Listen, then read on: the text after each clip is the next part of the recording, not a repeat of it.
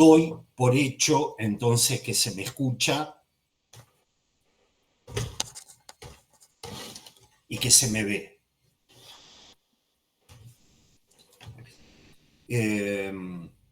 Bueno, antes que nada les quiero agradecer la presencia, su presencia hoy, los días de los encuentros de este seminario son los segundos y los cuartos miércoles. Hoy es primero, así que les agradezco que se las hayan arreglado para poder venir, ¿no? En primer lugar. En segundo lugar, noto la presencia de Hugo Freda, que hace un tiempo que no participa del seminario, y recordaba recién que lo empecé a ver, una cena que tuve con él, donde hizo algunas disquisiciones acerca del hecho de descifrarse con la obra de Lacan y con su experiencia analítica. Hizo algunas disquisiciones respecto del tema del paso del tiempo, del tema de ese real que es el paso del tiempo, y lo invité en ese momento a que nos transmita algo de eso en algún encuentro. Sé que ha estado muy ocupado, pero ahora que lo veo ahí, que veo su cara, aprovecho de nuevo para pedirle que en algún momento, antes de fin de año, podamos tener la posibilidad de escucharlo hablando de eso. Es un compromiso, porque lo que venimos trabajando a partir de descifrarse, a partir de un texto, ya levantaste la mano, ahora te la doy. De descifrarse a partir de un texto es, ustedes saben, hablar de uno mismo. Pero bueno, en eso estamos, así que lo quería invitar. Dale, Hugo, decime. En dos palabritas, quiero aclararles algo, que esta cena, que deseo que se repita con él, que estaba en un restaurante italiano, al cual él eligió todo, quedaba cerca de donde yo he nacido. Yo he nacido en la calle Independencia 4044, entre Quintino Bocayuba y Yapeyú. Para decir algo de Quintino Bocayuba, es ahí donde transitaba el padre Francisco para ver los psicoanalistas, miren qué lapsus, los trotskistas, porque yo quisiera que los psicoanalistas fueran un poco trotskistas, pero bueno, cada vez son menos trotskistas, ¿no? Pero bueno, eso es otra cosa. Entonces, fuimos por ahí y él me preguntó algo sobre la soledad, el estar solo. Y yo le hablé unos segundos sobre el estadio del espejo, entre otras cosas. Entonces, cuando él lo decida, me levanta la mano, me dice, bueno, ahora te toca a vos, y si puedo, les diré todo lo que le he dicho a él, que me acuerde. Evidentemente me voy a cerciorar un poco más, no voy a hacer de eso un recuerdo simplemente. Pero el tema de la soledad me parece un tema fundamental para los psicoanalistas. Porque ¿cuál es la respuesta a la soledad de la psicoanalista?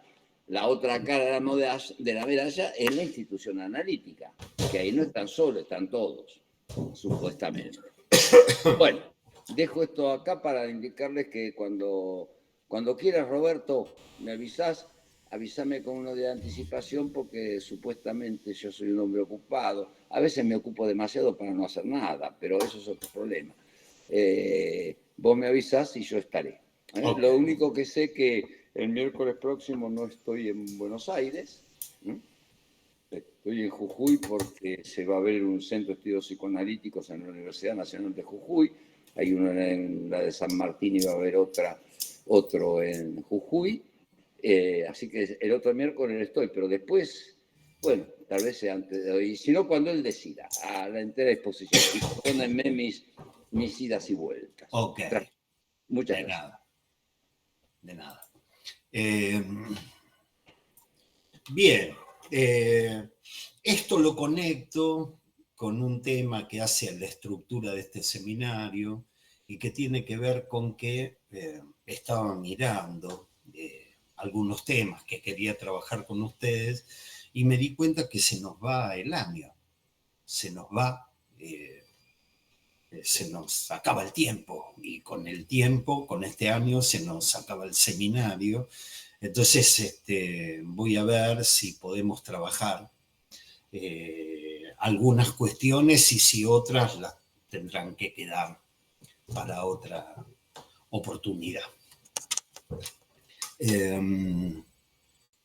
Y tenía, esto lo digo como, digamos, una cuestión personal, tenía cierta resistencia de terminar este seminario con cuestiones relativas al psicoanálisis y al cristianismo. Pero bueno, el trabajo de tanto tiempo nos ha llevado como una especie de canal, nos ha traído a este lugar. Entonces me parece que hay que darle, son reflexiones de importancia para el psicoanálisis, entonces había que darle un lugar, pero veremos si las podemos pasar rápido, mal pero rápido, como es la consigna de este espacio, de tal manera que el 24 de diciembre no nos encuentre con una copa de sidra en la mano y el seminario en la otra. Bien, retomo algunas cuestiones que veníamos trabajando la vez pasada a propósito de esta clase, del seminario, a propósito de esta clase, donde se ha introducido la cuestión del cristianismo. Y Lacan, habíamos visto que para él el cristianismo era la religión verdadera. No era la religión verdadera porque describiese a Dios de tal manera que hace que las otras religiones sean mentirosas. No era por eso que la llamaba la religión de la verdad o la religión verdadera, sino porque pone en marcha el medio decir de la verdad. Estuvimos trabajando eso la última o las últimas clases. El cristianismo pone en marcha con los 4 evangelios el medio decir de la verdad, ¿sí? Y en ese sentido nosotros marcábamos una equivalencia entre este modus operandi del cristianismo y nuestro modus operandi, el modus operandi que caracteriza el discurso analítico, que se despliega en esa dimensión de medio decir de la verdad, ¿sí? Y entonces habíamos trabajado la última vez que a partir de los desciframientos que a través de los siglos diferentes sujetos han hecho a partir de los sagrados evangelios, a partir del desciframiento de sí que algunos sujetos con el paso de los siglos han hecho a partir de los sagrados evangelios, se llegaron a establecer ciertas verdades. Se llegaron a establecer ciertas verdades en consonancia con las que se producen en todo análisis. Ellos pusieron el medio decir de la verdad funcionar y llegaron a algunas verdades que son verdades a las que arriba también el dispositivo analítico, ¿sí? Y vimos una que era de estructura, que es que la realidad es fantasma que la realidad es fantasía, que la realidad es realidad psíquica, que la realidad es fantasmática y que el mundo, en tanto realidad fantasmática, se nos hace inmundo. El mundo como realidad fantasmática se nos hace inmundo porque el fantasma en última instancia es un aparato de goce. Estoy dando pequeña vuelta de lo que ya estuvimos trabajando, no me voy a poner a abundar ahora sobre eso, pero estuvimos trabajando esto.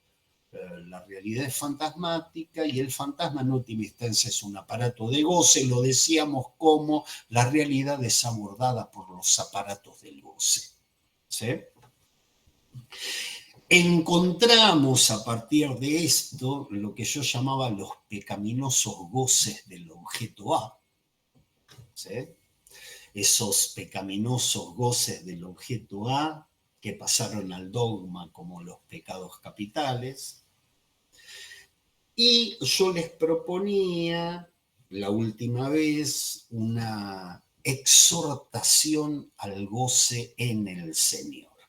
O sea, teníamos de un lado los pecaminosos goces del objeto A y por otro lado lo que habíamos ubicado como una exhortación al goce en el Señor, al goce en la comunión con el Señor. Que alguien de acá, Rebeca Hernández me parece que fue, me dijo, bueno, no es lo mismo un imperativo de goce que una exhortación al goce.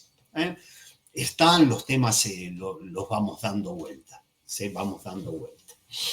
Hoy yo quisiera marcar con ustedes otra consecuencia del medio decir de la verdad.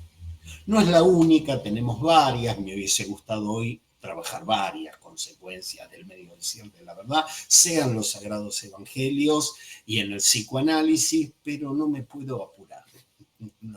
No sé si es cautela o síntoma ante la inminencia del fin de este espacio, no me puedo apurar. ¿Sí? Entonces quisiera trabajar otra consecuencia del medio decir de la verdad.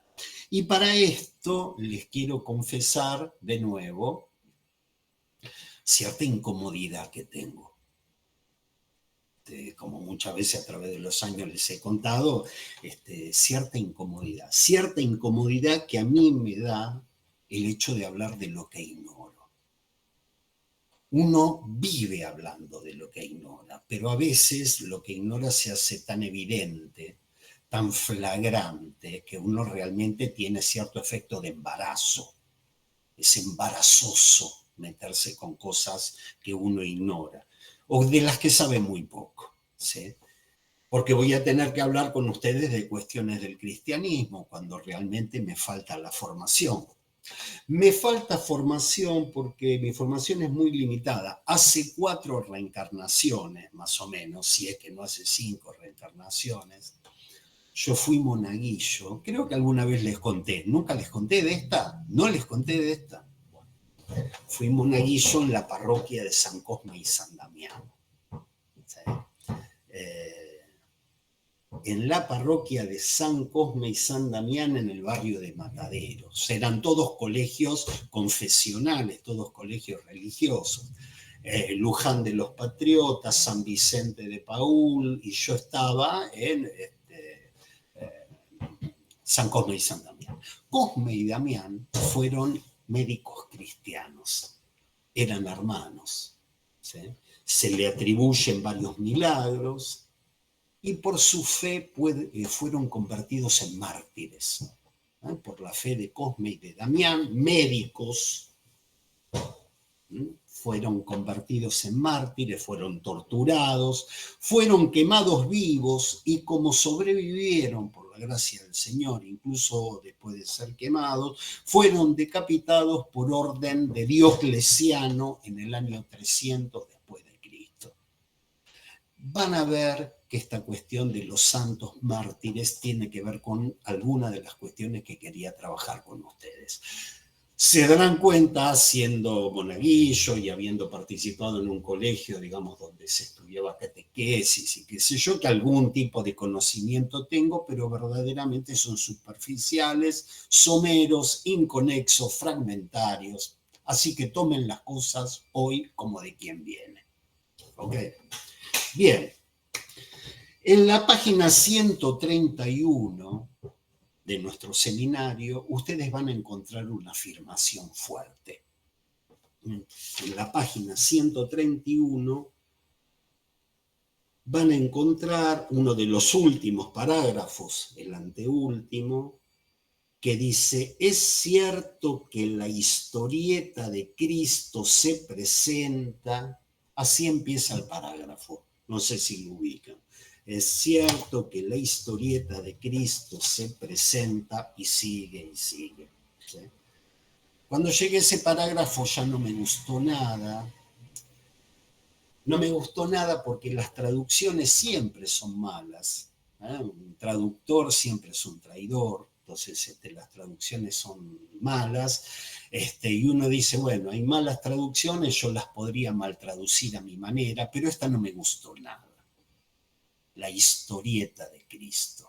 Es verdad que la persona que tradujo se encontró con la palabra francesa historiole, que no es historiette, es historiole, que es una palabra difícil de traducir, porque no es una palabra del francés. Porque es una palabra que hay que seguirle el rastro, yo se lo seguí, lo perdí, ¿sí? Pero sé que en inglés se usa historiola, ¿sí? Esta historiola, ¿sí? Lo que sería historiola, y que es una historia contada. ¿Qué es una historiola? ¿Qué es una historiola? Una historiola, ¿sí? ¿Qué es? Es una historia contada con determinados recursos narrativos como la parábola. Es contar una historia, pero con determinados recursos narrativos, como parábolas, que son narraciones que a través de un simbolismo que en general usa la analogía o la semejanza, ¿sí? Historias que expresan una enseñanza moral. ¿Sí? Y la Biblia se caracteriza por su gran cantidad de parábolas, especialmente el Nuevo Testamento, lo que no quiere decir que en el Antiguo Testamento no las haya. ¿Sí? ¿Por qué no me gustó nada que pongan historieta? Porque a veces mal traducís algo y pasa, pero a veces mal traducís algo que es esencial. La vez pasada yo decía, es esencial para Lacan la forma en que están escritos los sagrados evangelios. Entonces, si Lacan, a falta de poder encontrar una palabra, dice historiola, es una palabrita que está designando, caramba, ni más ni menos que cómo está escrito el asunto. ¿Sí? No podés pifiarle en esa traducción. En otras cosas sí, pero no en una tan central. ¿Sí? ¿Qué es lo que la vez pasada les comenté, después hablando con Juan, en el minuto 4:30 de la entrevista al Papa Francisco de Jorge Fontevecchia?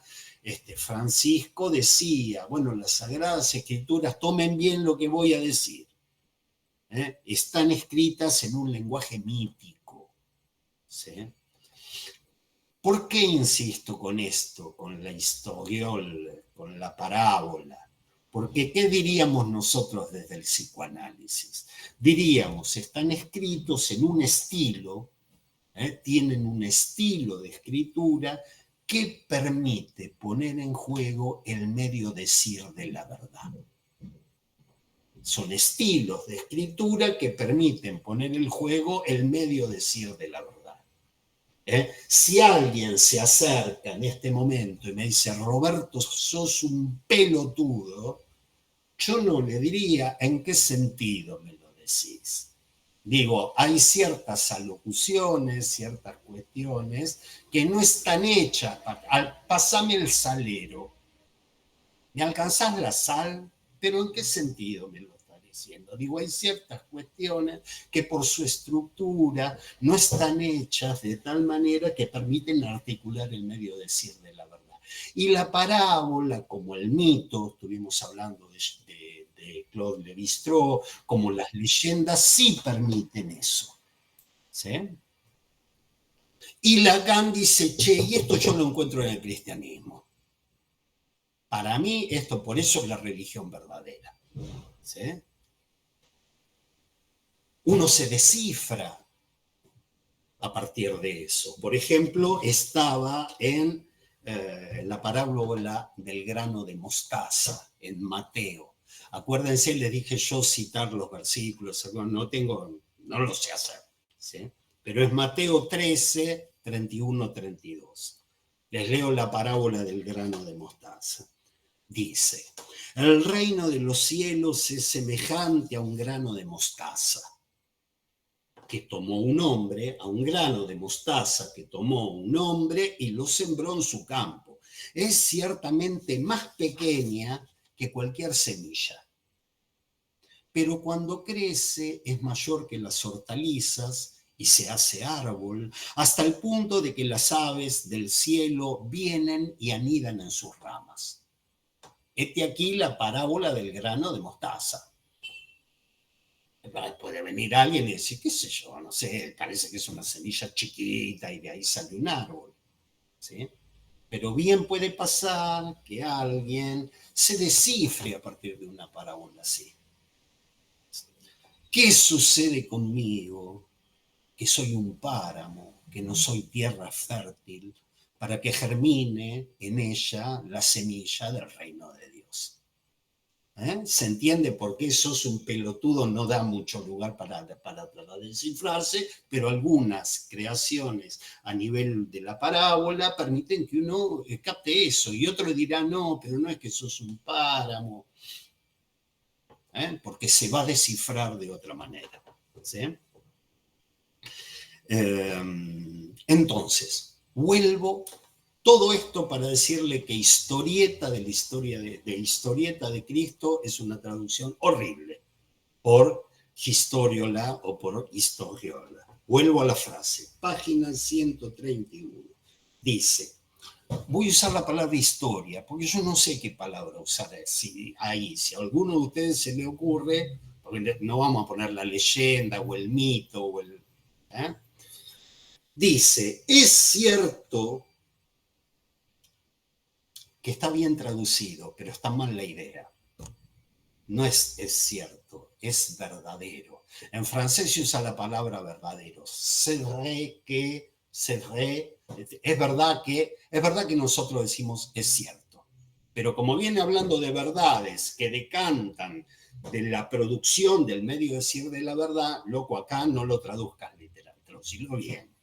Es verdadero que la historia de Cristo se presenta no como la empresa de salvar a los hombres, sino a Dios. No es una afirmación obvia. Insisto, como venía hablando de verdades que decantan o de medio verdades que decantan, yo lo quiero traducir como es verdadero que la historia de Cristo se presenta no como la empresa de salvar a los hombres, sino a Dios. Ha de reconocerse que quien se encargó de esta empresa, Cristo, en este caso, pagó lo suyo. Y es lo menos que se puede decir. Quien se hizo cargo de la empresa de salvar a Dios, pagó lo suyo y es lo menos que uno puede decir. ¿Sí? Y es poco decir, si es una otra traducción mala, ¿no? A veces uno encuentra en un párrafo, es lo menos que uno puede decir, loco, que el chabón pagó el precio que pagó por su empresa de salvar a Dios. ¿Sí? Entonces, quería marcar, a partir de esta pequeña frase, dos cuestiones. ¿Sí? La primera es que Lacan, que se descifra él, Lacan que se descifra a partir de esa posibilidad del medio decir de la verdad, o al menos descifra lo que él entiende, es el discurso analítico. Dos cuestiones. Una es que Lacan, que se descifra, leyendo la Biblia, él se descifra, o al menos descifra lo que él entiende que es el discurso analítico, dice, acá no se está tratando de salvar a los hombres. O sea, no, la historia de Cristo no es la historia de venir a salvar a la humanidad y redimirla de no sé qué pecado. Él, insisto, que se descifra a partir de lo que lee, o a partir de lo que lee intenta descifrar el discurso analítico, dice, muchacho, Jesús no vino a salvar a la humanidad. Por eso digo, es un desciframiento que él se hace y una interpretación que hace. Dice, no es un político, los políticos se definen así. Los políticos dicen, muchacho, esto está todo mal, yo voy a venir y van a ver que nos va a ir bien, votenme. ¿Sí? Entonces dice, bueno, Jesús no está tratando de salvar a los hombres, sino que la empresa de Cristo es salvar a Dios, es salvar al Padre, es salvar al gran otro. Yo insisto, me siento incómodo, sobre todo me siento incómodo porque hay gente que digamos que tiene muchísima más formación que yo en esto, pero lo sigo a Lacan, sigo tratando de descifrarme en todo caso en sus afirmaciones. Dice, no han querido salvar a los hombres, han querido salvar al Padre, han querido salvar a Dios, Cristo, Jesús ha querido salvar al otro. Primera cuestión. La segunda cuestión, en la frase que acabo de leerles, es la siguiente. Parece que salvar al gran otro, parece que salvar al Padre, parece que salvar a Dios, no puede hacerse sin pagar un precio. No puede hacerse sin pagar un sacrificio. ¿Querés salvar al otro? Pues vas a tener que sacrificar algo. Vas a tener que dejar un pedazo, vas a tener que pagar un precio. Estas dos cuestiones. ¿Sí? Una, no es a los hombres a quienes vino a salvar, vino a salvar a Dios. Y segunda, y para salvar a Dios tuvo que pagar lo suyo. ¿Sí? Entonces les quería proponer seguir jugando, seguir poniendo en cuestión cierta homología que les señalé la vez pasada, usé la palabra equivalencia, homología, ninguna me gusta del todo, a menos que uno piense que es el mismo mecanismo de estructura, y uno lo piensa, pero uso palabras más bien morigero, atenúo la manera de decirlo. Cierta homología entre el cristianismo y el psicoanálisis. Les propongo seguir con eso. Veamos la primera cuestión, la primera de las dos, salvar a Dios. Hablemos de salvar a Dios del lado del cristianismo. ¿Sí? El cristianismo, en la lectura de Lacan, puso en marcha el medio decir de la verdad.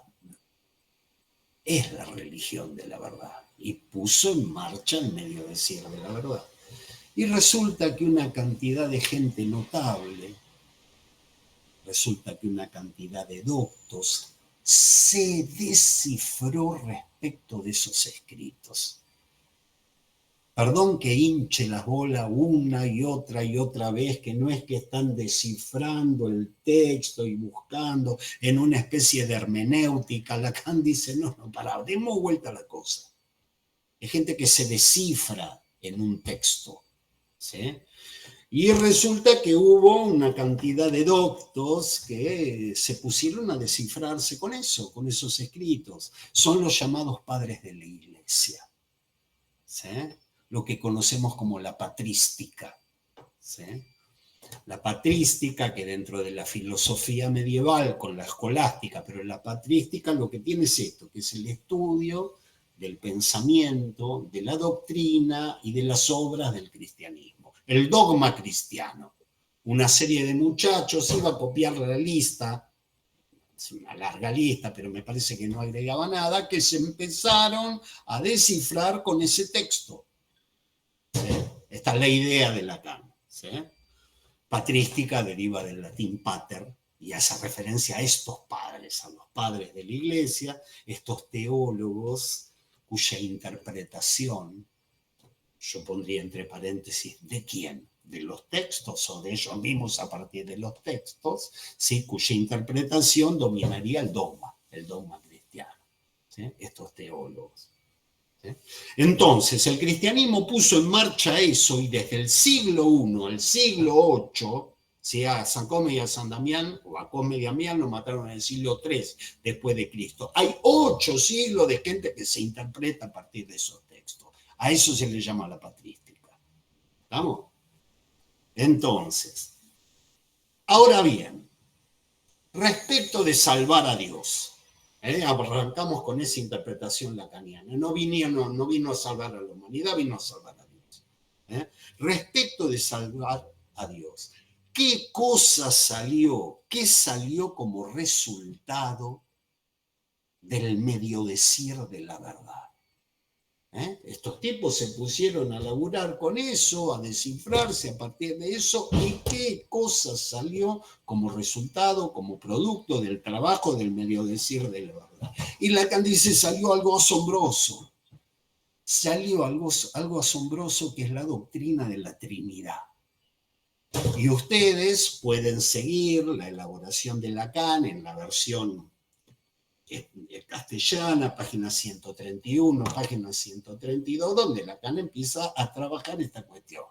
De lo que salió, insisto, de lo que salió como el trabajo de gente que se empezó a descifrar con el texto sagrado, con las sagradas escrituras. ¿Qué salió? Salió el Dios Trino, ¿sí? Salió la doctrina de la Trinidad, que es una cosa particular, porque la empresa era salvar a Dios, salvar al gran otro, salvar al Padre, salvar al Dios uno del monoteísmo.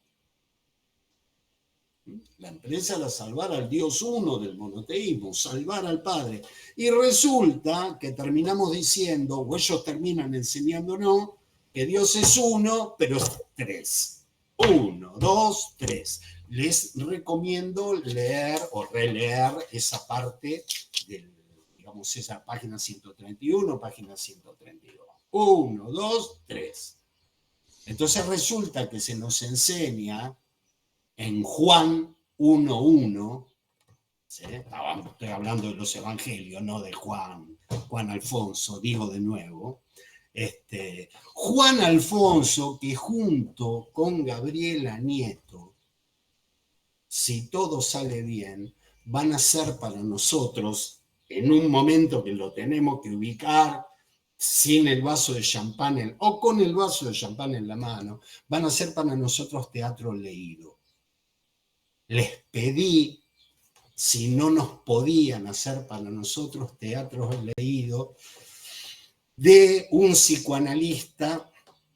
Acá somos teólogos lacanianos, pero a mí me gusta la gente cuando la gente toca un real y te lo puede transmitir. Y hay un psicoanalista que se llamó Laing, que hizo unos diálogos que a mí me parecen maravillosos y que transmiten lo que es el malentendido entre los seres hablantes y el exilio de los sexos y de los goces. Y les pedí, che, tómense el laburito, nos pueden traer esto, ¿no? Nos puede servir. ¿Sí? Entonces, Juan 1:1, en el principio era el verbo. En el principio era el verbo, y el verbo era con Dios, y el verbo era Dios. ¿Sí? Entonces te enseñan en el principio el verbo era Dios, y luego empezaron a pasar cosas. Pasaron cosas después. Después el verbo se encarnó, se hizo carne, y pasaron otras cosas. ¿Sí? Entonces uno, cuando te dicen eso, insisto, esto no viene de alguien que se fumó no sé qué cosa, viene de gente que se descifró a partir de las Sagradas Escrituras. ¿Sí? Entonces, te dicen es trino, Entonces si uno podría decir, ya entendí, al principio era lo uno, pero después vinieron otras cuestiones. Y te van a decir, no, era uno, pero ya era 3 en 1. Era 1, pero ya era 3 en 1. Pero el 3 no es anterior al 1.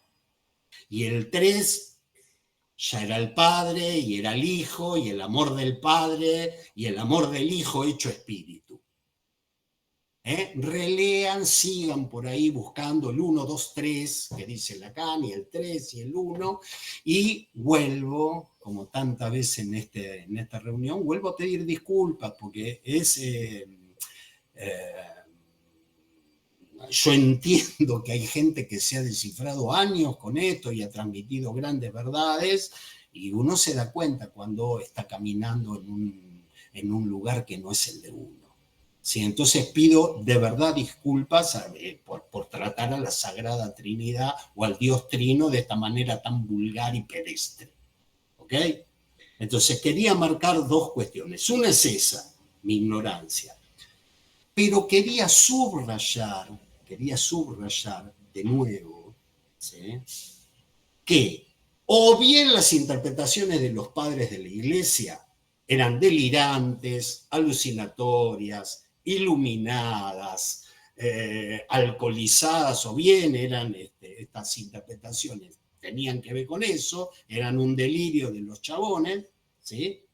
O si uno acepta que ellos se descifraban a partir de estos escritos,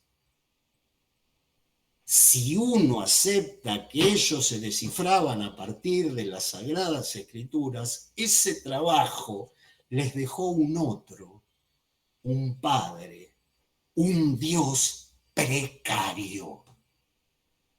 Les dejó un Dios precario, pues es un Padre que necesita del Hijo y que necesita del Espíritu Santo. Insisto, perdón por mi ignorancia, estoy siguiendo a Jacques Lacan a ver qué elabora con esto. ¿Sí?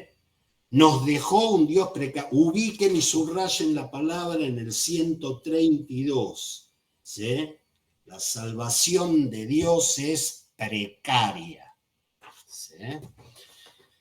Entonces, lo voy a decir con mis palabras.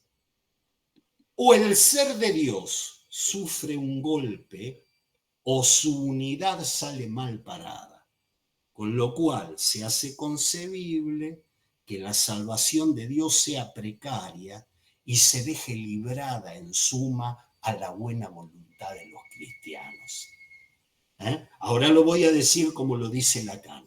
¿Sí? Es lo mismo, pero él lo dice mejor, pero hay que darle la vueltita. Dice, el que Dios sea 3 indisolublemente debe, con todo, hacernos prejuzgar que la enumeración 1, 2, 3 le preexiste.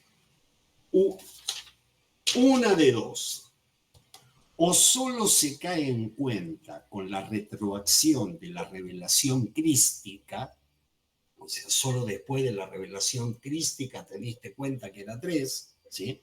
Y entonces se sucede el que acusa el golpe, o si el 3 le es anterior, es unidad la que sale mal parada.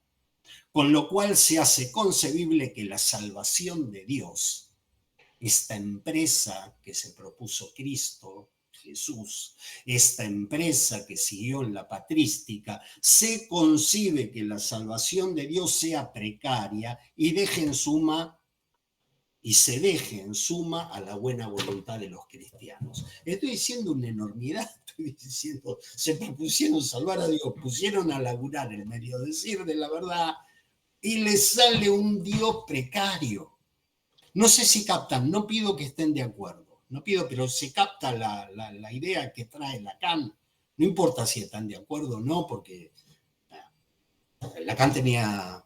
A ver, Rebeca, el hermano de Lacan era seminarista, ¿no?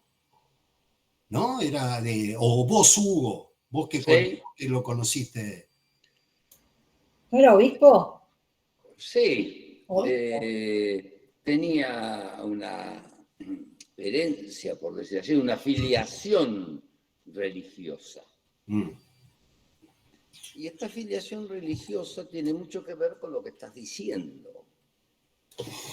Porque uno quiere sacarse de encima la filiación.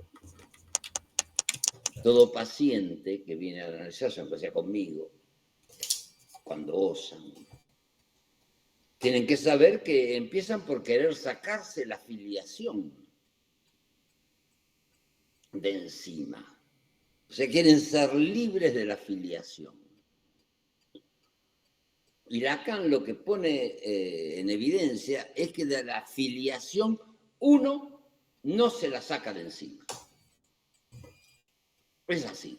Está en el ADN del inconsciente, ese que se llama una X. El inconsciente no son los recuerdos.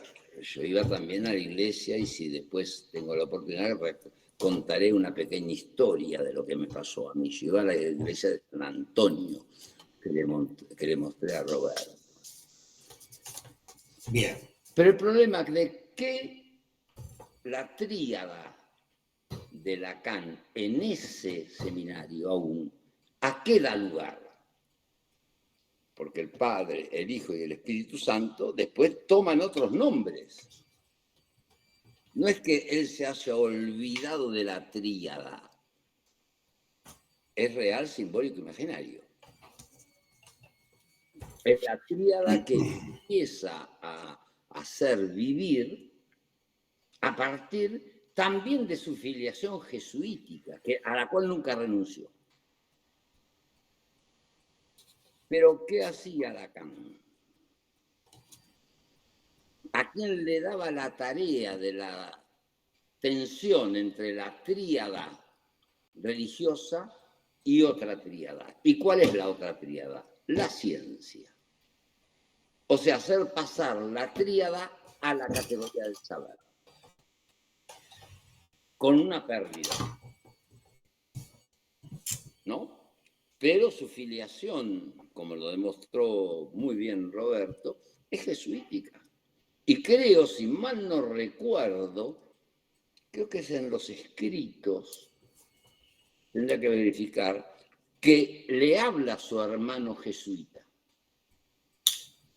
Mismo le dedica algunos textos.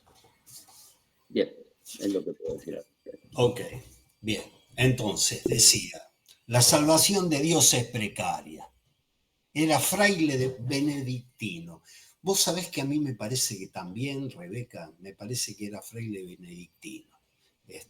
Sí, efectivamente, pero no estaba seguro. De hecho, no lo estoy. Pero bueno, ¿qué les quería transmitir? Les quería transmitir esta salvación precaria, este Dios precario. ¿Qué es lo que en otro momento, en estos encuentros, pero fundó... Bien. Se me fue lo que me habías dicho. Es lo que en otro momento, en estos encuentros, llamábamos la falta de significante de la garantía del otro. En otros momentos, hace un año, 2, 3, acá hablábamos de falta, el significante de la garantía del otro. Dicho mal y rápido, ¿sí? Me pueden enseñar que Dios está en todas partes, ¿sí? Me pueden enseñar que Dios es origen y causa de todo, y entonces yo puedo decir, sí, está bien, pero lo quiero ver. Él está en todos lados, también lo quiero ver. Y entonces me pueden responder, no, pará. Dios está en todos lados, es origen y causa de todo, pero vos tenés que creer en él. Sos vos el que tiene que creer en él. Entonces, si yo acepto y yo creo en él, después puedo llegar a pensar que solo existe para mí porque yo creo en él. ¿Se entiende? Es decir, él está en todos lados, es una estructura con infinitos significantes, pero resulta que le falta uno, que es el significante de la garantía del mismo, y el significante de la garantía del mismo se lo da mi fe. Es mi fe la que dice yo creo en, ¿sí? Pero una vez que yo digo, bueno, es mi fe la que la hace existir, bueno, ¿no será que mi fe lo hace existir esto? ¿Sí? Este pequeño, este pequeño argumento de la falta del significante, de la garantía del otro, uno lo puede usar para la existencia de Dios o para la existencia del inconsciente transferencial. Porque la existencia del otro como inconsciente transferencial va a requerir una y otra vez la fides de ustedes. Si no, van a soñar con algo y van a decir que los sueños son. Y tuve un furcio, un lapsus linguae, pero ¿quién carajo no se equivoca? Para que alguien diga sí, pero dijiste Mateo en vez de decir Marcos, Mateo, y estabas mateando, ¿qué se te ocurre? Y uno diga, bueno, sí, esta vez estaba mateando la pulsión oral, etcétera, etcétera, se requiere del significante de la garantía de esa estructura, y eso se lo da al sujeto. ¿Sí? Acá estamos hablando de lo mismo. Resulta que hemos salvado a un Dios, pero lo salvamos precariamente. ¿Sí? Y el Dios cristiano es un padre que necesita, que requiere. Yo digo, es un Dios que necesita, y digo, alguien con una mínima formación debe decir, ¿qué taradece que dice este hombre? Y tiene razón, ¿sí? Pero se los tengo que transmitir dentro del psicoanálisis así. Es un padre que necesita de la fe y del amor del hijo. ¿Sí? Dicho sea de paso, todo esto gracias a la puesta en marcha del mediodecir de la verdad, como lo que subtiende, como lo que sostiene el dispositivo analítico, y en este caso la lectura de los sagrados evangelios. Todo esto arranca de acá, no sale de la nada, arranca de acá. Entonces, dicho sea de paso, el mediodecir de la verdad llevó a los padres de la Iglesia a la instauración de una estructura trina de elementos interdependientes. ¿Sí? Tal vez podamos afirmar, Hugo ya lo dijo, pero tal vez podamos afirmar que el mediodecir de la verdad llevó a San Lacán mártir, llevó a San Lacán mártir a establecer una estructura trina borromea. Y no por nada, él se empieza a meter en esto, y en las clases siguientes va a hablar nada y va a estar con las cintitas. ¿Estamos? Ese otro precario que se cae a pedazos y que necesita del amor del hijo, el tipo del amor del hijo en espíritu, que es el amor del padre, y el agarra y dice, esto es precario, les traigo yo mi estructura trina. ¿Sí? Rond de ficelle, ¿cómo se llama? Redondeles de piolines, vamos a decir. Yo le pondría ese título, ¿no? Dicho sea de paso. Pero vuelvo. El Dios cristiano es un otro precario, se lo puede comparar con el Dios de los judíos, ¿sí? Que parece un poco más feroz, ¿sí? Que si no cuenta con la fe de su pueblo elegido, le manda alguna peste, le pide que sacrifiquen al primogénito. Es un Dios con el que no se boludea. O sea, vos le ponés falsos ídolos y qué sé yo, y te puede mandar cualquiera, porque vos sos el pueblo elegido, pero él no te necesita a vos. A esto voy. Esa feroz ignorancia de Yahvé, que como el padre, como el Dios shreveriano, no sabe nada de lo humano. ¿Sí?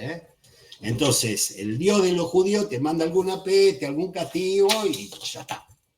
¿Sí? Al lado de ese, un Dios trino que necesita el amor del hijo, es un Dios más bien precario. Es la palabra que usa Lacan. ¿Ok? Esta es la primera cuestión. La empresa crística, la empresa de Jesús, fue la de salvar a Dios. Y la segunda, y pagó por eso, porque por eso se paga. Entonces, respecto de esta segunda cuestión, parece que salvar al otro, al Padre, a Dios, no puede hacerse sin pagar un precio, no puede hacerse sin pagar un sacrificio, ¿sí? Y uno puede pensar, a ver, un sacrificio. Uno lo puede pensar de muchas maneras, ¿no? Porque Dios sacrificó al Hijo. Digo, lo puede pensar. Hay gente que lo ha pensado antes y mejor que uno, pero yo quiero ir siguiendo a Lacan, ¿sí?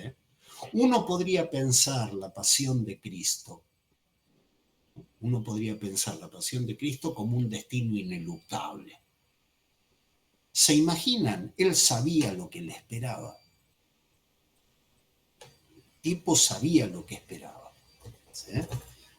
La idea de Lacan es que si quería salvar al padre, tenía que pagar un precio, y ese precio Lacan lo piensa como un precio de goce. Se paga un precio y ese precio es un precio de goce. Y en este sentido, aprovecho para pedirle a Juan, ¿estás ahí, Juan? Porque estabas como borrado, estás ahí. Me gustaría que Juan, así como nos pasó una película que les recomiendo que la vean, La Bruja, tiene que ver con algunos temas, pero es más del costado protestante. Me gustó mucho que Juan diga, y voy a buscar, y voy a hacer, y voy a escribir algunos comentarios acerca de esa película, porque, digamos, es como se nutre este encuentro. Digamos, ¿qué te resuena a vos de lo que estuvimos viendo?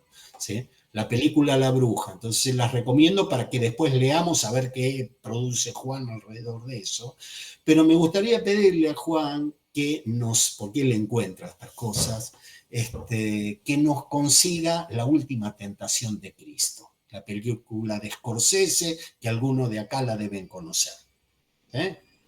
La Última Tentación de Cristo. Es una película que he visto hace mucho, yo no puse el año, pero la vi hace un montón. Es una película que me impresionó cuando la vi. Porque es una película que, siguiendo, me parece que es el Evangelio de Mateo, Scorsese, el director, te cuenta las tentaciones de Cristo, cómo el demonio lo tentó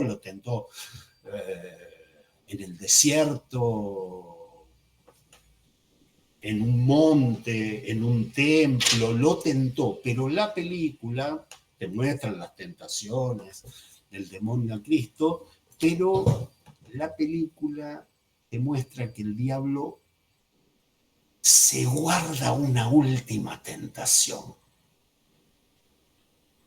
El diablo lo había tentado varias veces, dale, transformá las piedras en comida. ¿Qué andabas a andar ayunando? Dale, tírate al vacío, si Dios es tu padre y te va. Lo tentaba. Y Jesús no caía en la tentación, pero se guardó una última. Una última tentación. El diablo lo induce a renunciar al plan del Padre de sacrificarlo. Lo induce a renunciar a ese destino horrible, deshecho, de renunciar al suplicio, a cambio, y con esto lo tienta, a cambio de tener la vida de un hombre común. No es que le dice, te daré los reinos, te daré las princesas de Coelet, digamos, no. Lo tienta diciéndole, loco, fíjate todo esto, si vos podés ser un hombre común, podés tener los goces de un hombre común, ¿sí? Esos goces que uno encuentra en el Eclesiastés, ¿no? En el Eclesiastés, donde están ahí las palabras de Coelet, y donde Dios quiere un goce para vos, el goce propio que Dios tiene destinado para vos, porque Dios tiene un goce destinado, es tu parte, que yo creo que lo he leído hace 2 o 3 años acá. No hay más felicidad para el hombre que comer y beber y gozar él mismo del bienestar de su trabajo. Y yo considero que esto viene de la mano de Dios. Viene de la mano de Dios. Dios te da un goce, te da una parte de goce como hombre. Gozar como cualquier mortal. Sí, como cualquier mortal, pero, dice Adriana Pérez Fournier, pero lo que yo quiero subrayar es que esa es algo que Dios quiere de vos y que tiene destinado para vos. Leo otra parte, pero es la misma idea. Comprendo que no hay para ellos otra felicidad sino gozar y procurarse el bienestar durante su vida. Pero el que uno coma y beba y goce de la felicidad en todo su trabajo, eso es un don de Dios. Dios quiere un goce para nosotros. Acá lo dice de una manera que, he aquí lo que yo, Coelet nos dice, ¿no? En el Eclesiastés, he aquí lo que yo he constatado, la felicidad que conviene al hombre es comer y beber y gozar del bienestar en todo el trabajo en que se afana bajo el sol durante los días de su vida que Dios le ha dado, porque esta es su parte. Dios te da una parte y el turro del diablo lo tienta con eso. Dice que te vas a ir a la cruz, ¿no? Que vas al suplicio, es terrible, Bueno, vean la película. Me parece que yo hace años lo vi, la voy a volver a ver, según, ¿no? Entonces, ese sacrificio, porque estoy pensando que es un sacrificio de goce. Querés salvar al padre, hay un goce que vas a perder, muchacho. Querés salvar al gran otro, hay un goce que vas a perder. ¿No? Es algo que se paga con goce. Ese sacrificio puede ser pensado también, porque son maneras en que yo lo he encontrado en Lacan, un poco desperdigado. No es un tema que yo haya buscado específicamente, pero ese sacrificio puede ser pensado también como los padecimientos del yo por la aparición de un goce masoquista. Los padecimientos en el yo por la aparición de un goce masoquista. Y les pido de nuevo perdón por la blasfemia, por la ignorancia. ¿Por qué aceptaría sino Jesús ese martirio? Esa pasión. Estoy hablando ni más ni menos que un goce masoquista como pago en el lugar de la salvación del Padre. Alguien podría decir, con toda la razón y con toda la formación del mundo, alguien podría decir, no, para. Él aceptó el martirio, él aceptó la pasión, él aceptó el sufrimiento por amor al Padre y por amor a los hombres. Él aceptó eso no porque le gustaba, porque encontraba un gustito en eso. Lo aceptó por amor al Padre, para salvar al Padre y para salvar a los hombres. Lo aceptó por amor. Entonces es un argumento que está bien, que es un argumento a considerar. Ahora yo les digo a ustedes, les pregunto a ustedes como practicantes del psicoanálisis, les pregunto, ¿qué les pasa a ustedes cuando alguien aparece en el consultorio y les dice, ella me hace sufrir? Estoy hablando de la pareja. Ella me hace sufrir, me engaña, me maltrata, me pega, le hace proposiciones indecorosas a mis amigues, le pone fueguitos a las fotos de les chiques en Instagram y 1000 cuestiones por el estilo. Pero yo sigo con ella porque mi amor es tan fuerte que no me puedo separar.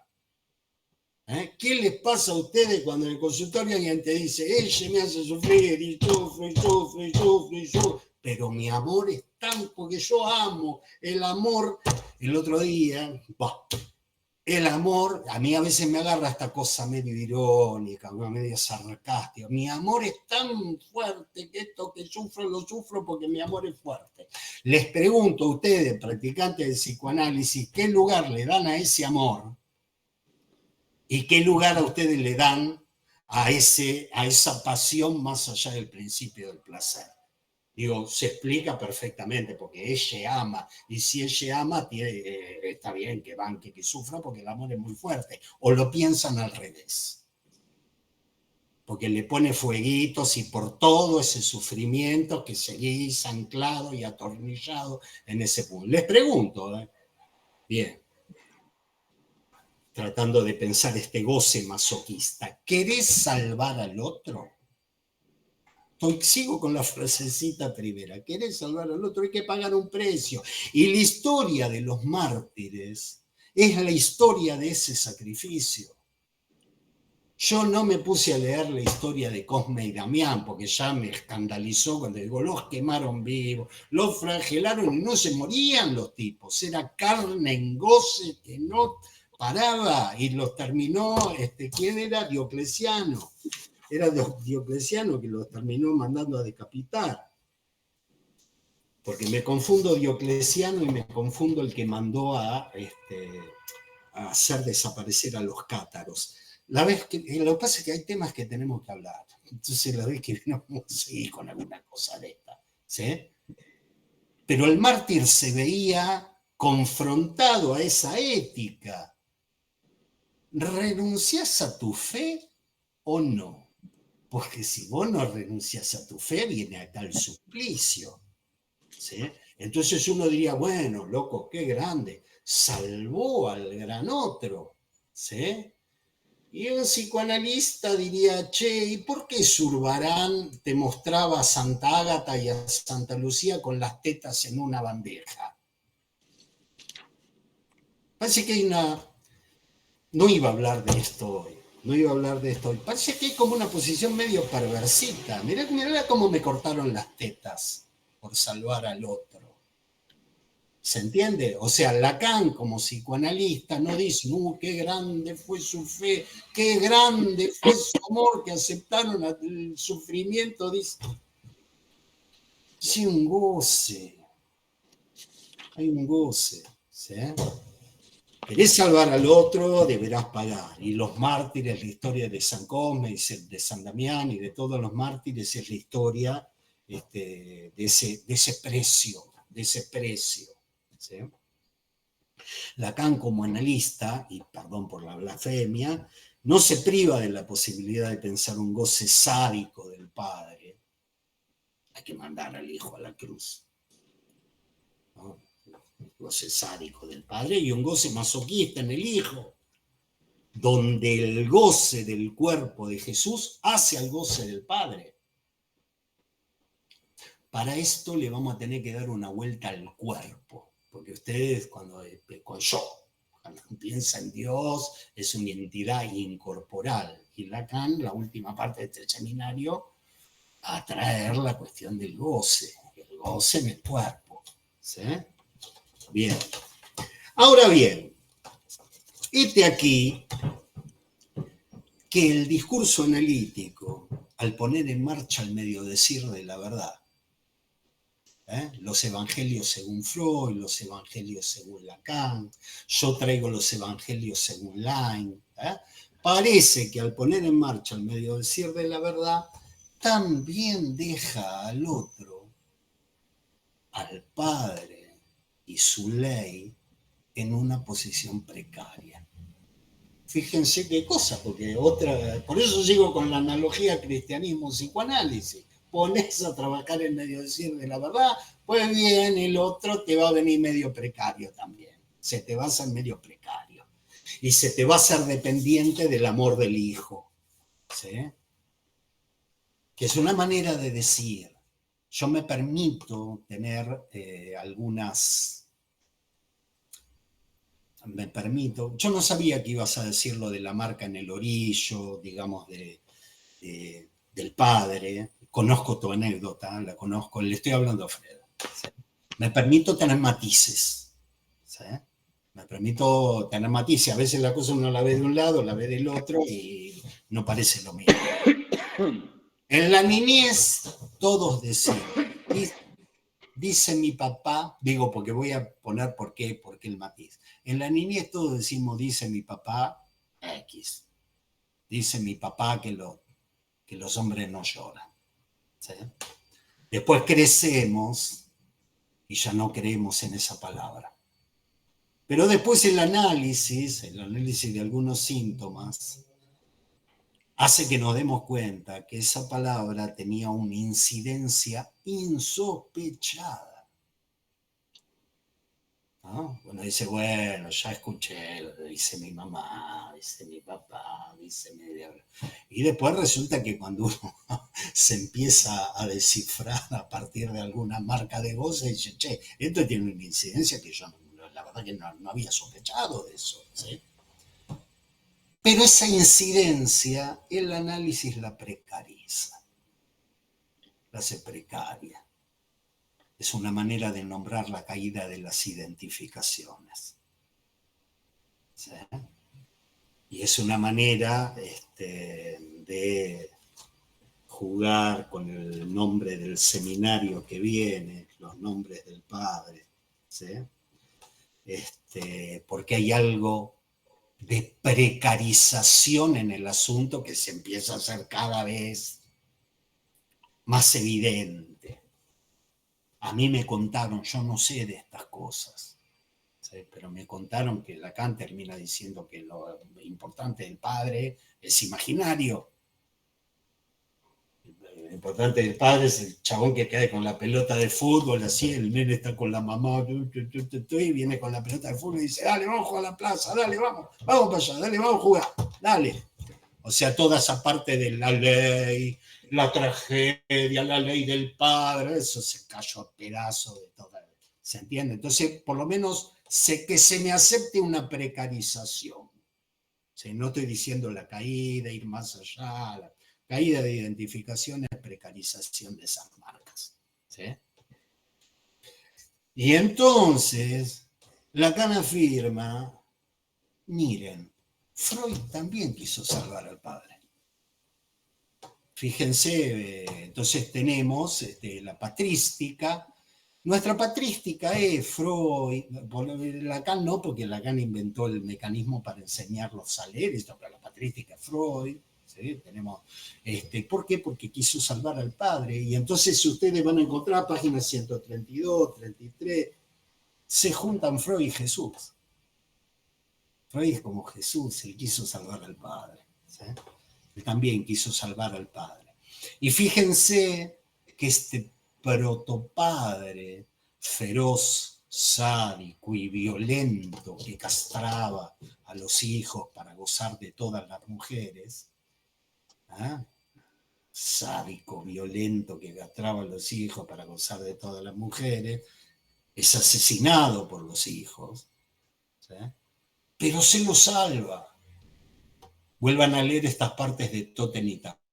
Se lo salva, porque una vez satisfecha la hostilidad propia de la ambivalencia en la relación con el padre, ¿sí? Vuelve a primer plano el amor que se le tenía. ¿Ah?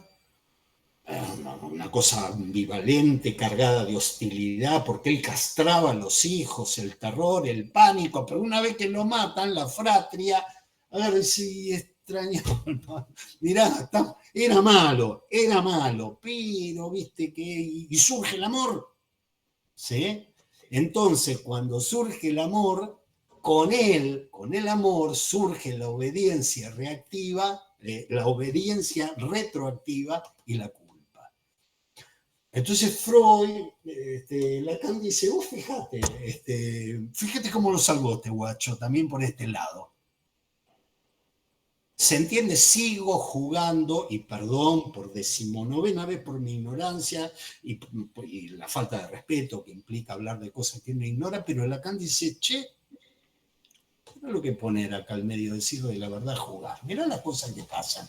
Esta es una de las consecuencias, no es la única. Hoy quería trabajar dos. Voy a trabajar una. ¿Sí? Entonces, el padre es en cierta forma salvado por los hijos, que ahora gozarán culposamente. Va a haber un sacrificio ahí también. Gozarán culposamente porque su deseo y su goce llevarán las marcas de la prohibición paterna. Estarán siempre en falta. Por salvar al padre estarán en falta. Y Lacan usa faute. En francés es falta y también es culpa. ¿Sí? Serán deseantes culposos, porque su deseo siempre tendrá la marca de la prohibición del padre. Siempre en algún punto, qué culpable me siento, sentite culpable, canalla, esa chica sufre por vos. Y pegan un punto de estructura, si son neuróticos. ¿Sí? Es el sentimiento de culpa inconsciente, el sentimiento inconsciente de culpa. Entonces, el medio decir de la verdad salva al padre precariamente, pero salvarlo implica un sacrificio en términos de deseo y goce. Y acá dice, mira, psicoanálisis y cristianismo parece que tienen esta homología, esta equivalencia. Entonces, por el ejercicio del medio decir de la verdad, el psicoanálisis, en cierta forma, hace de los padecientes cristianos. Insisto, tomen estas cosas como de quién viene. Está alguien entrando a la reunión, tomen estas cosas como de quién viene, pero capten esta lógica. El psicoanálisis, en cierta forma y hasta cierto punto, hace de los padecientes, de los sufrientes, cristianos. ¿Por qué? Porque él nos mueve, todo esto a partir de la puesta en juego del mecanismo del medio decir de la verdad, ¿no? Nos mueve a manejarnos con cautela. Nos dice, muchachos, vamos a poner muchaches, traten de no fabricar un otro con el objeto A, menos que menos el otro sexo. No hagan del objeto A un mundo, porque ese mundo es fantasmático y sus pasiones vanas, polvo en el viento. Desistan de la ambición de acceder a una verdad toda, y menos que menos si está montada en el ejercicio de un goce. Desistan del intento, de la ambición de acceder a una verdad toda, y menos que menos si está montada en el ejercicio de un goce. Es decir, no sean romanos. Los que no estuvieron la vez pasada deben decir, ¿de qué carajo está hablando este tipo? Los que estuvieron me entienden. El psicoanálisis dice, no sean romanos, muchachos. Eso sí, no se queden solo en ese asunto de la verdad no toda dicha, es decir, infinitamente dicha, es decir, sin límite dicha, porque eso, quedarse ahí tiene límites, quedarse ahí tiene topes. Uno es la precariedad del otro, de lo que estoy hablando. La precariedad del otro. El otro límite que me hubiese gustado trabajar con ustedes, pero es meter mucho en poco tiempo, es la inexistencia de la relación sexual. ¿Sí? Nosotros vamos a tener que ubicar, si nos jugamos a seguir con esta equivalencia, a ubicar la ausencia de relación sexual en el cristianismo. En el cristianismo como religión verdadera. ¿Sí? Ubicar ahí la ausencia de la relación sexual. Y para eso nos va a ayudar el barroco, por un lado,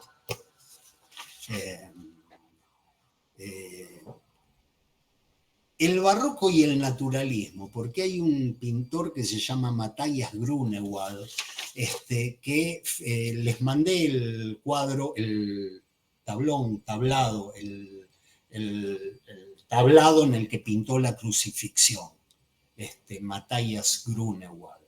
Vamos a usar algunas cositas del naturalismo y algunas cositas del barroco, ¿sí? Para tratar de ubicar la ausencia de la relación sexual y sobre todo el catarismo.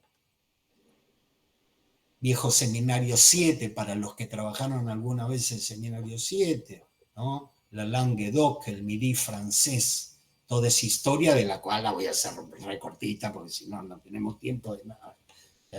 Pero baste decir que para los cátaros el matrimonio era perverso. Juntar hombres y mujeres era perverso. Y llegaron a esto por el trabajo del medio decir de la verdad, no porque hubiese ácido lisérgico en el Midi francés. ¿Sí?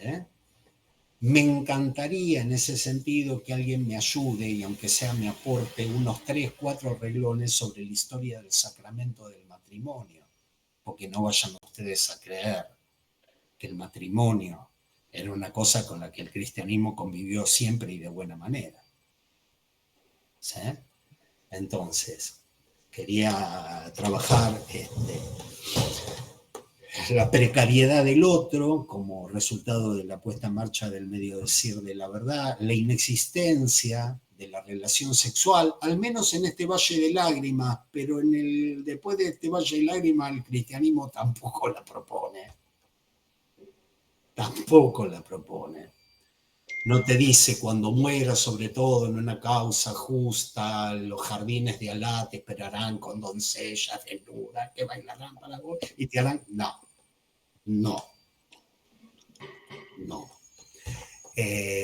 Entonces, la ausencia de la relación sexual a la que Lacan llega como dentro del psicoanálisis y el cristianismo a su manera también, y sobre todo, porque decía, muchachos, no se enganchen con esto, no se dejen confundir con las cuestiones del alma.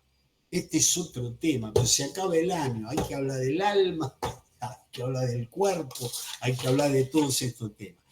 No se dejen engañar por las cuestiones del alma, concéntrense en encontrar un núcleo real. Ya en este sentido no haces cristianos. ¿Sí? Cristianos era lo otro. La realidad fantasmática, los goces de no armen un mundo con todo esto, vanidad de vanidades, polvo en el viento. Ok. De la misma manera, no piensen en acceder a una verdad toda. Hasta ahí nos damos la mano. Pero Lacan dice sí, pero hay un punto donde no.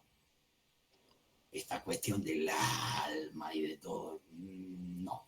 Concéntrense en otro lado, concéntrense en encontrar un núcleo real. El psicoanálisis siempre fue para ese lado. ¿Sí? Un núcleo real, un núcleo de goce en el cuerpo, el goce de la carne. Bien, con esto, el barroco y el catarismo, si Dios quiere, seguiremos la vez que viene. Yo dejo acá y abro el espacio de conversación. No me hagan preguntas de religión porque no la puedo responder. De conversación. Hugo Freda levantó la mano otra vez.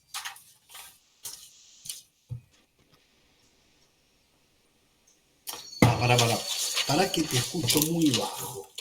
No, es que no estoy hablando. Bueno, ok. Pero estoy leyendo esto, que son los decires de Mahoma. Digamos más, los decires de Muhammad, que son algo así como 8.000, y que la mujer de un amigo, Arangro Richard, eligió 50. Espero poder traducir este libro. Y cuando escuchaba a Roberto, busqué uno de los decires de este señor y dice lo siguiente. Perdonen la traducción. Yo soy, entre los hombres, el más próximo hijo de María. Los profetas son hijos de un mismo padre y de madres diferentes. Entre Jesús y moi, entre Jesús y yo, no ha habido profeta. saqué uno de los tantos. Es un libro muy pequeño, se lee en pocas horas. Y yo no solamente lo he leído, sino que encima me he permitido hacerle dibujitos a cada uno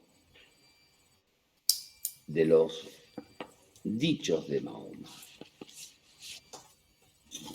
que no desagradó al autor, porque hay que poder ilustrar algo de ese orden, me dijo él. Pero si lo traía como ejemplo es para poner elevar todavía más en la medida de lo posible, lo cual no es fácil, que entre el otro, Jesús, y yo, Yana Fabio de Profe. O sea, entre el gran otro y yo, no hay nada en el medio. Lo cual, si no hay nada, ¿qué pasa en el análisis? Que es lo que decía Roberto. Todo quiere saber qué hay entre yo y ese otro. Y no es una historia de odio, es una historia de la humanidad misma. Y lo que dice el poeta, el profeta Mohammed, es Yana Pavi de profeta. No hay nadie. Estás siempre absolutamente solo. O sea, no hay nada que determine tu relación con el gran otro. O sea, no hay historia. Y ese que no haya relación tiene un nombre en el psicoanálisis. Se llama el inconsciente. Es lo que hizo Freud. El inconsciente no es lo que te pasó con tu mamá y tu papá y que te pegaron, que no te pegaron, que fuiste al cine, que no fuiste al cine, que te picó, que no te picó. No, nada, eso está bien, es necesario. Es el orden de determinación. Pero cuando se trata del orden de las indeterminaciones, que es la otra parte que hay que oponerle al orden de las determinaciones, que son en general bastante aburridas, y yo diría más, no solo aburridas, sino son más o menos siempre las mismas.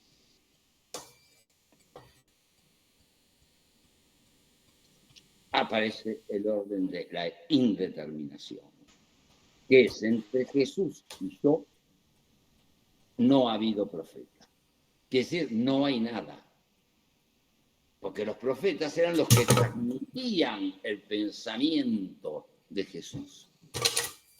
Cuando uno limpia los pensamientos que transmitieron el pensamiento de Jesús, lo limpia, llega a la conclusión que entre Jesús y yo, Jesús acá es el otro que no tiene falla, el otro que puede responder supuestamente a todo. Por eso en el barrio alguna vez dijimos, sí, está bien que uno cuando va arriba, ¿no?, se encuentra con ellos, pero el problema que hay con eso es que nadie bajó para decirnos cómo es realmente. Lo cual no quiere decir para nada que se haya anulado la religión, al contrario, está cada vez más fuerte. Lo vemos en lo que pasa en el mundo. O sea, la religión se está imponiendo a la razón. Esto es lo primero que quería decir. Y cómo Lacan, a partir de todo lo que dijo Roberto, interpreta esto muchos años antes. Es en lo que se llama el declive del nombre del Padre. O sea, ¿cómo atacás a Jesús? Se hizo la Capilla Sistina, se hizo el Vaticano, se hizo los jesuitas, se hizo donde yo fui a la iglesia de San Antonio. Todo eso lo hizo Jesús. Solamente el nombre hizo todo eso. Hay que darse una vuelta por Roma para darse cuenta. Aunque hay un problema también ahí. En el único lugar que hay mujeres santas, y si no me equivoco en esta referencia, es en Argentina. En Italia no hay mujeres hombres, hay nada más que hombres santificados, lo que es una prueba metafórica de que no hay relación sexual.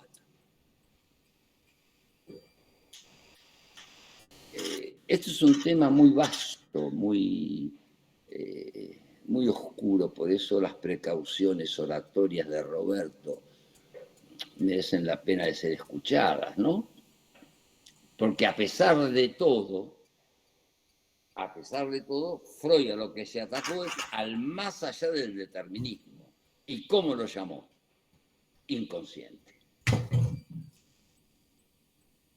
Y crea una nueva ciencia que Lacan intenta formalizar el pasaje del 1 al 3.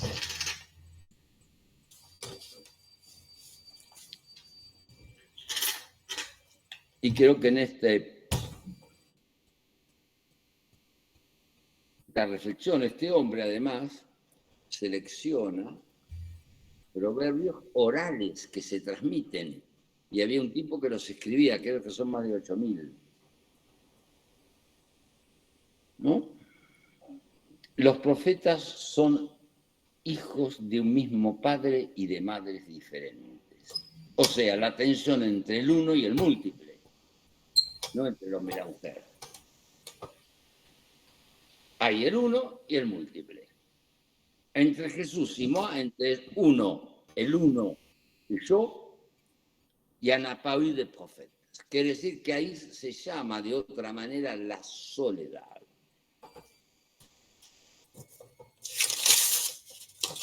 O sea, la soledad no es estar solo. La soledad es estructural. De eso hablábamos con Roberto, a donde él me invita a hablar. Entre Dios, entre Jesús y yo, no hay nada.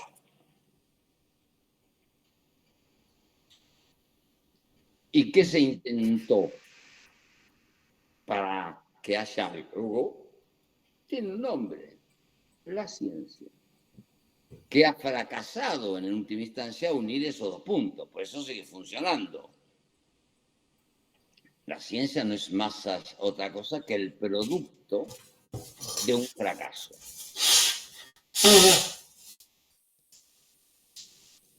Por eso hay que creer siempre en ella, ¿no? Creer en el sentido demostrativo. Esto es lo que me ha inspirado la prudencia y la exactitud de la verdad. Bien, gracias, Hugo. Los otros, muchachos. Yo nunca digo muchachos, perdónenme, pero soy a la antigua. Es están que los acá muchachos, los muchachos y las muchachas. Somos modernos. Yo soy antiguos. ¿Alguna pregunta, alguna reflexión, alguna corrección, alguna precisión, alguna admonición? Porque si no la hay, bueno, los invito dentro de una semana. Me voy a juntar con algunos para ver cómo... Ya te doy la palabra, Juan Manuel. A ver cómo hacemos, porque hay varias cosas y no quería que se queden sin tener su lugar. ¿Sí? Juan Manuel. Hola, Roberto. Bueno, nada, era nada más un comentario. Fantástica la presentación, una alegría verte de nuevo, Hugo, también. Y me había quedado un poco pensando en cuando hablábamos de esto, cuando mencionabas esto de que a Dios lo salvamos precariamente, ¿no es cierto? Y yo digo, me quedo dando vueltas. ¿Ese Dios era precario o lo volvemos? A ver, digo, quizás me meto un poco en este tema de lo humano, lo que decías vos de no meternos con los asuntos del alma, ¿no?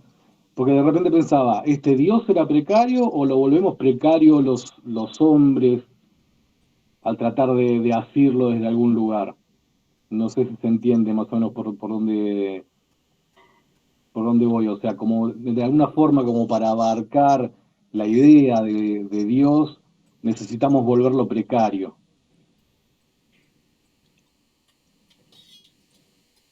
Era eso. Bueno, yo creo que, a ver, no hay otra, digamos, cuestiones, porque Hugo volvió a levantar la mano.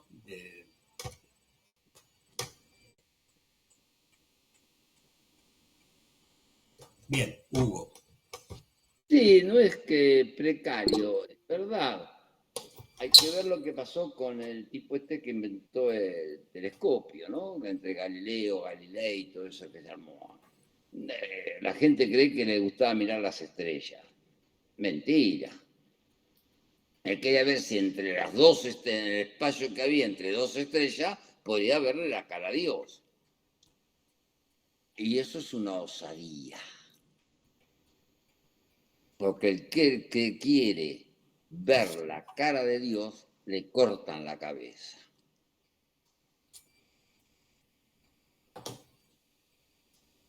No hay vuelta que darle. ¿Por qué es precario? Porque no se le ve la cara. Y dejo de lado las metáforas sobre la cara de Dios, ¿no? Que también se llama en un famoso cuadro El origen del mundo, del cual Lacan era el propietario, cuadro de Courbet, que hizo tapar con otro cuadro de Masson.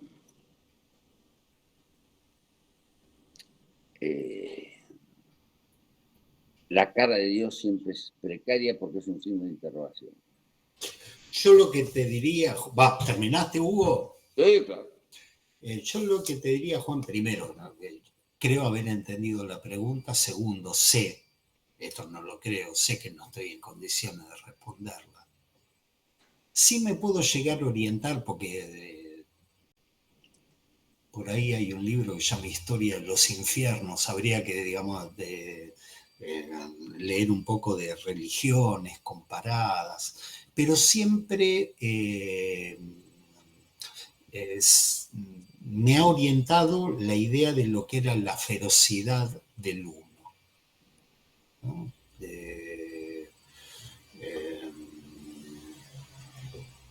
Del uno, del monoteísmo. ¿Sí? Hay algo feroz ahí, que hace que cuando Freud se pone en su artículo sobre Moisés y empieza a hablar de los dioses, eran uno más feroz que el otro, enormemente terrible. ¿Sí? Hay algo que cambia, a mí me parece que cambia la ecuación cuando se mete ahí el amor. ¿Sí? Insisto en este punto, yo no soy, digamos, de la que celebran enormemente el amor como la palanca de no sé qué, pero aparte de ser el cristianismo, la religión verdadera, la religión de la verdad, es indudable que mete ahí algo que ese algo no estaba. La religión ama a Dios sobre todas las cosas, ama a tu prójimo como a ti mismo, que es una cosa que Freud se le cayó la lapicera cuando iba leyendo los anteojos, ¿sí? Porque el amor mete una cuestión de falta. El amor introduce en ese uno cerrado una cuestión de falta. ¿Sí? Entonces, si Dios era precario, es muy difícil, pero Dios era precario antes que lo pensemos, ¿no? Tiene una cosa así. Digo, la verdad que no lo sé, pero hemos podido pensar y concebir dioses menos precarios. ¿Sí? Hemos podido concebir dioses menos precarios. Esos dioses menos precarios eran feroces, eran terribles, ¿Por qué? Porque estaban tal tribu a las orillas del mar, y entonces salían 3 a pescar. Y venía una tormenta y no volvía ninguno de los 3. No volvía ninguno de los 3. Golpe de angustia. Se angustiaba toda la comunidad. ¿Qué era lo que podían hacer? ¿Fabricar flotadores? No, lo primero que hacían era inventar a Polifemo o a Neptuno y hacerle sacrificios. Y los sacrificios no eran gilada, los sacrificios eran de los bienes más valiosos. La joven virginal que está en edad de, bueno, esta se la descuartizamos y se la tiramos ahí para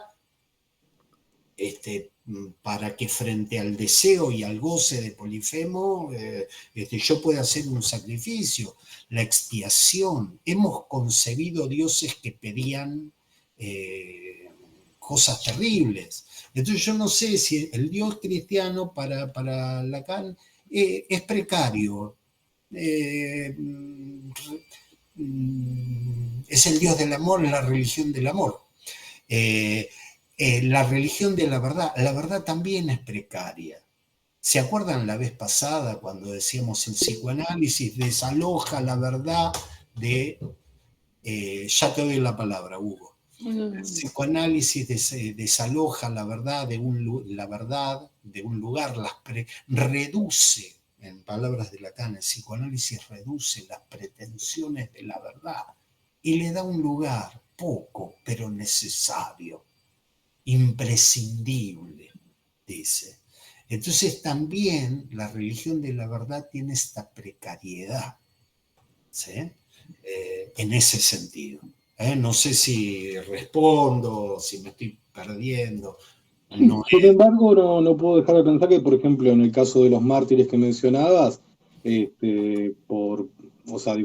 será por amor, por su fe, pero también terminan sacrificando su propia vida y con el coste de un gran sufrimiento, ¿no es cierto? Sí, Toda esa martirización.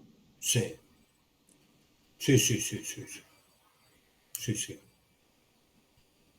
Sí. No sé si la figura del mártir, esta cosa habría que preguntarle a la gente que sabe, ¿no? La figura del mártir es una figura que excede el cristianismo y que es anterior al cristianismo, ¿no? Porque el mártir es es una figura bien especial, si es que tiene algún sentido las cosas que estuvimos hablando de la diferencia entre los goces del objeto A y un goce en nombre del cual se renuncia, ni siquiera se renuncia a todo eso. Pero bueno, es un tema que a lo mejor vos nos traigas también un poquito de luz cuando comentes La Bruja, ¿no? Se me ocurre. Sí, había levantado la mano por lo de la precariedad. Si mal no recuerdo, y no iré a buscarlo además, Lacan hace una gran diferencia entre las religiones y pone al cristianismo como la más grande de las religiones, porque se aguantó, por decirlo así, a un Dios precario. A diferencia, por ejemplo, del judaísmo, que lo está esperando, porque quiere un Dios entero. En algún momento va a venir, ¿no? Acá cambia totalmente la naturaleza de las cosas. Si hay un Dios precario, hay que hacer el Vaticano. Ahora sí, importante. ¿No? Es una manera yo diría, de hacer bella la precariedad. Pero es un tema muy difícil, además que es muy importante para el psicoanálisis, porque hay en el psicoanálisis una proposición de Freud que tiene algo que ver, y yo lo dejo ahí como una pelota que está picando, sobre el mártir. ¿Quién es el mártir en el psicoanálisis? el psicoanalista tiene que olvidarse de sí mismo. Se convierte en un objeto, o sea, mierda, teta, voz o mirada. Y además, semblante de eso, porque tampoco, ¿no? O sea, si hay alguien que se martiriza en nombre de un saber, también es el psicoanalista. Todo lo que piensa se lo mete bien en el bolsillo, por no decir en otro lugar. Por eso el último texto de Freud, uno de los últimos, es: el paciente dice sí y yo digo no. ¿Y quién tiene razón? Siempre yo. A condición de estar en caminos diferentes. O sea, cuando ellos dicen, escucho a veces lo estamos pensando el paciente y yo, me parece de una suerte de desconocimiento fundamental. El analista piensa de una manera, si está en la posición de analista, y el paciente piensa de otra. Y esta divergencia estructural no se puede evitar. Y el que le evita es porque ama la psicología, que es lo que más se ama, estoy seguro, pero eso es otra cosa, ¿no? Bien, esto quiere decir con respecto a eso del tanto del Dios precario como del martirio. Bien. Bueno, entonces, si no ubicamos otra participación, nos vemos el miércoles. Que tengan una buena semana. Les mando un beso. No sé si estaré el miércoles próximo porque me voy a Jujuy para exponer obras mías. Si puedo estar, estaré, y si no, les deseo muy buen trabajo.